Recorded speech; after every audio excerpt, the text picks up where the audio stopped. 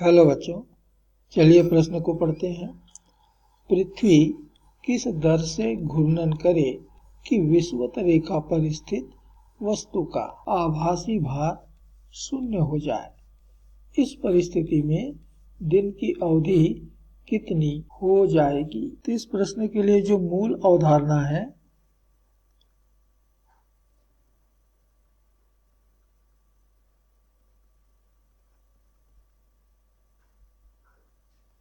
वह है पृथ्वी के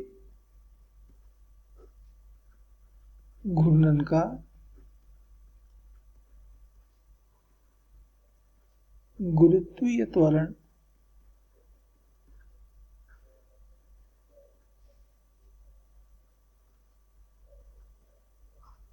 अर्थात g पर प्रभाव।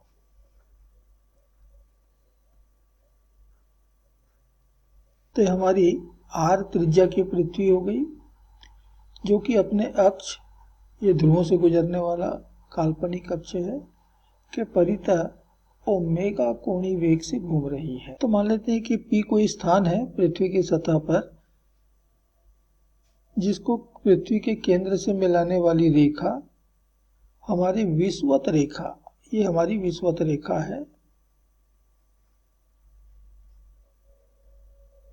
इसे ही हम भूमध्य रेखा भी कहते हैं। के साथ मान लेते हैं कि लैम्डा कोण बना रहा है, तो इस लैम्डा को कहते हैं स्थान P का अक्षांश। तो लैम्डा अक्षांश पर परिणामी गुरुत्वीय त्वरण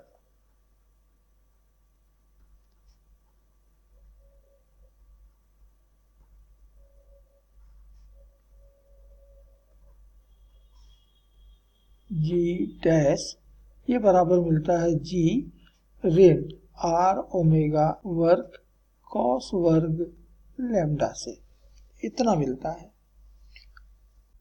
अतः पृथ्वी के घूर्णन के कारण किसी स्थान पर गुरुत्वीय त्वरण में कमी आती है। G में R ओमेगा वर्ग कॉस वर्ग लैम्डा घट गया है, अर्थात G के मान में कमी आ गई है। तो दिया गया प्रश्न बस इसी अवधारणा पर आधारित है।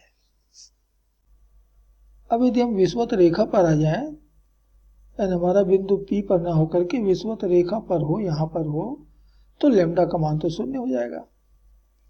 तो विषुवत रेखा पर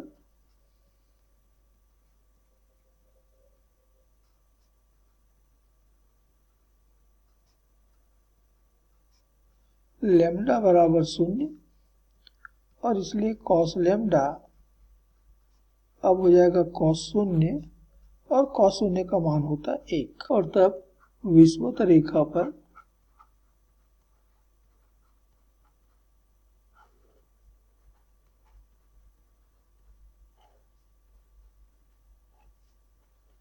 गुरुत्वीय त्वरण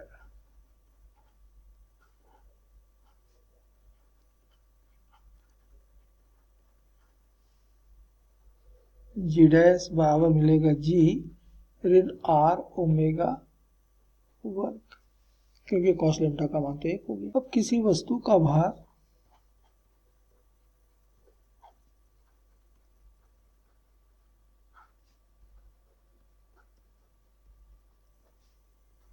ये बराबर होगा mg डैश, और प्रश्न कहता है कि ये शून्य है। इसका मतलब हुआ कि G डैश बराबर शून्य होना चाहिए, अर्थात G ऋण R ओमेगा वर्ग बराबर शून्य होना चाहिए। तो R ओमेगा वर्ग बराबर G, और इसलिए ओमेगा बराबर वर्गमूल G बटा R। हम G का लगभग मान यहाँ पर 10 रख सकते हैं मीटर प्रति वर्ग सेकंड में, और R का मान होता है 6400 किलोमीटर में। इसको भी मीटर बना लिया 10 का घात 3 से गुणा करके, तो एक शून्य यहाँ से हो गया कैंसल, कट गया, तो बच गया 10 का घात 2।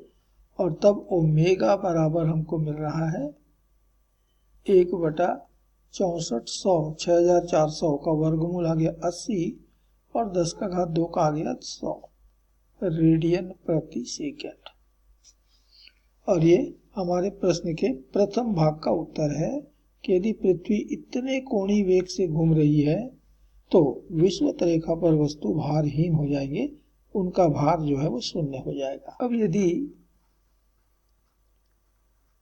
पृथ्वी का परिक्रमण काल अर्थात एक परिक्रमा पूरा करने में लगा हुआ समय परिक्रमण काल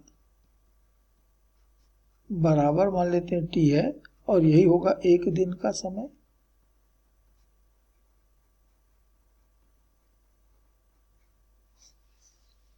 और हमें नई परिस्थिति में एक दिन का समय अर्थात एक दिन की अवधि कितनी होगी यही तो ज्ञात करना है।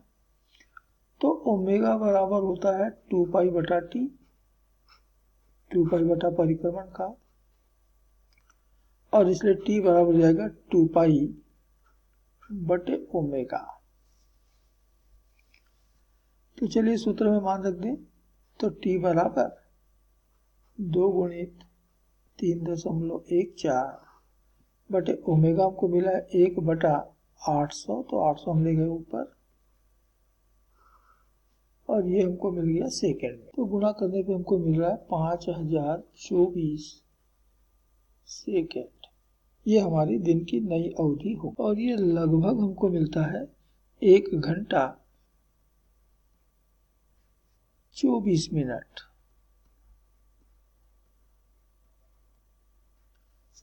अर्थात पृथ्वी का एक घूर्णन बस इतने ही समय में हो जाएगा 1 घंटा 24 मिनट में, और इसे यही होगा दिन की नई अवधि।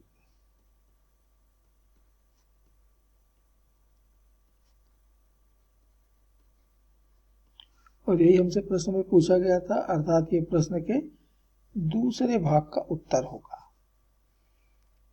तो हमारे इस प्रश्न के अंतिम उत्तर हो गए। आशा करते हैं आपको समझ आया होगा। धन्यवाद।